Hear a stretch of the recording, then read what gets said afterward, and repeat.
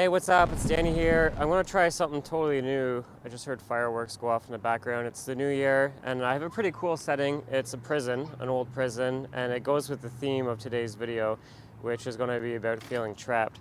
My example of failing started with this vlog, but your example can be totally different, whether it's losing weight or trying something new or anything in general. We've all failed. So if you've ever been on that fail train, you'll totally appreciate where I'm coming from. When I failed with my vlog, there was three primary things that did that to me. The first one was the gear and the process. So I overcomplicated all the gear that I needed, and the process to actually edit the video and stitch it all together is just like really paralyzed me. Nothing ever felt natural and candid. It was very scripted, robotic, and just shit is basically what I ended up thinking. Speaking of the script, I could never memorize a script, so I tried so many different things where I would put bullet points and tape it onto the tripod underneath the camera, but you could see me looking down and not looking into the camera. And then other things I tried was actually writing up a script and using a teleprompter. That one actually works really good, but the problem with it was my videos turned out to be just me talking into the camera, and nobody wants to see that. And so me doing a talking head video just wasn't going to cut it for today's modern world. We just don't have the attention span for that. So the teleprompter idea is awesome, except for boring. Now, whatever your project is that you're working on that you keep failing at, a lot of times we let stuff get in the way. So my example here is I'm looking at a GoPro. I actually love the GoPro. I think everybody should have one. However, we all experience it where you buy something brand new thinking it's going to solve your problem, and you take it out of the box and you shoot your first little shot, or you do whatever you do with it. And it's just like not what you expected. Everybody else made it look so much better than how you are doing it.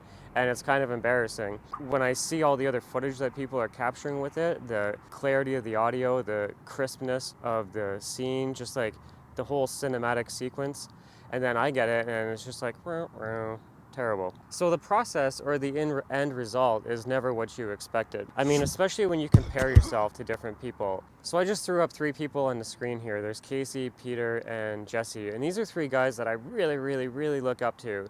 And the problem with me looking up to these guys is that I pale in comparison. I never cut it. When I look at the quality of the work that they do, these are three YouTubers. But it doesn't matter if it's three YouTubers that you are inspired by, or if it's like a star that you look up to, an industry leader, or a colleague down the hallway. What ends up happening is we get so distracted and blinded by the polish and the fake social world that we live in that we expect what we do to be the exact same results as what they do. And if it's not even close, we're just kind of depressed and sad with ourselves. And I definitely found myself in that boat because I just never found my groove. So I got this video up here and it's showing behind the scenes. So a lot of the people that are ahead of you, there's usually a team behind them. And that team has a collective experience, whether it be like 20 years in that industry or 10 years or 15 or 30.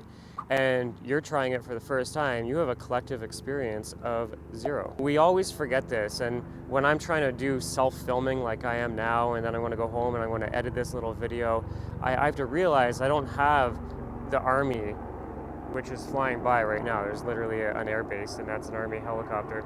So the army is flying away without me, and I'm standing here by myself doing it. So it's easy for them to look all high on their horse when they got a crew of people that can make them look good in any light. And then here we are over in the corner, if anybody can relate. You're like a horse, just a toy horse, walking in circles, and people are just walking by. They're not even like offering to help us, right? So my problem initially started with the fact that on YouTube, I'm over 500 videos right now, which is awesome. That's not the problem. I got about 300 that are public and 200 that are private. Now, there's an algorithm that YouTube really looks at, and it's called audience retention. That's the playthrough rate. So if it was a 60-second video, what's the percentage of time people will stick through? Is it a 10 seconds, 40, 60? Obviously, the higher the better. Now, my problem with this audience retention is that I have really long format videos. They're like 40 minutes to 60 minutes, and ideally on YouTube, it should be more like 3 minutes to 12 minutes. And so that's a huge problem for me. And because of that, YouTube is going to be penalizing my videos organically when people do searching. So I thought to fix this problem would be to just make shorter format videos. 3-minute to 8-minute videos. So what I could do is take all of my old format videos, repurpose them into fresh content. So I thought I'd flip the switch and create my own lane. I mean, I kept trying to compare myself to other vloggers and compare myself to other people that are doing things that just aren't my strengths and skill sets. So I thought, why can't I just create my own lane? One thing I've discovered in my public speaking endeavors, when I'm on stage and I'm doing a presentation, the presentation that everybody is looking at actually isn't for them. The presentation is for me. It's a visual reference and a visual cue as to what I should be saying and keeping me on track for my story. So why can't I do the same thing where I just use my phone to tell a little story for you? So I'm using Keynote right now. Keynote is an awesome tool. It allows you to create presentations directly on your phone. So everything that you've seen in this video so far, I made on Keynote. All the animations of the text, all the actual videos that you're watching, it's just playing on Keynote, and I'm recording my screen as I talk to you. What's really awesome about this little format, I feel, it gives me an organic script. I'm not reading something word for word and feeling like a robot and unnatural. It allows me to just tell my story and kind of bounce around, but stay in the lane. It also gives me the B-roll overlay footage for you, so that it breaks up the monotony of being so boring, just staring at my face the whole time that I talk. And then also the cool thing about Keynote is that you can do it in portrait mode. So I can create this presentation the size of my phone, and then therefore I can upload it to things like Instagram stories and Facebook stories, and even Facebook and YouTube now allow you to upload in portrait mode, and when a person watches that, it takes up the whole screen. Basically storytelling on the go. This is going to be my new format, and I want to know, like, if you stumble, will you make it part of the dance? Because I've literally been stumbling for years. I just stumbled on that word.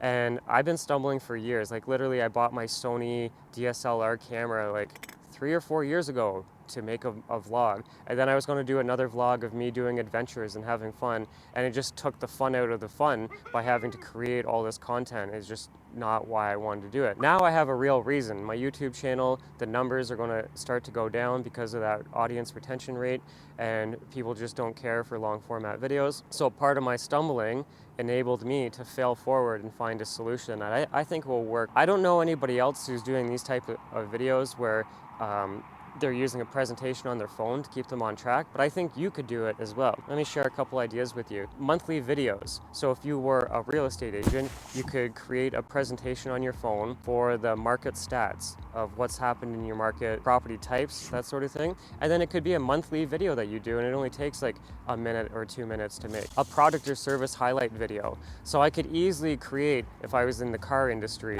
and a new car comes out, just like even in real estate as well, kind of like going through a presentation talking about all the highlights, and you're like flipping the page of the magazine or flipping the page of the brochure or flipping through the listing photos of that property, and you're just kind of talking about them. About you, all real estate agents and all people in business should have an about you, about the team, and or about the company. And so maybe you could start off with making that as your video. And then the client process. So a lot of the videos that I make, I intend on repurposing for multiple reasons. I never make a video just for uploading a video's sake. I always have a reason for it. Many times it's either for a landing page or for like a follow-up sequence to educate a person as to why they should maybe enroll in that product or service. Hopefully I just gave you a couple ideas. I don't know, I'm just kind of, oh, time's up, they're shooting the cannons. So we're standing out front of the prison here. Hopefully you don't feel trapped. Hopefully you fail forward. And on to the next vlog. I'm going to tell you a little secret. When you watch videos, there really is a trick that if you like that person's video or comment or share it, then the next time they upload a video, the algorithm will put that in your feed. So if you like this video and you like the idea, do you think this is a format I should keep rolling with? I'm going to try it out for a couple and see how it goes. So thanks a lot.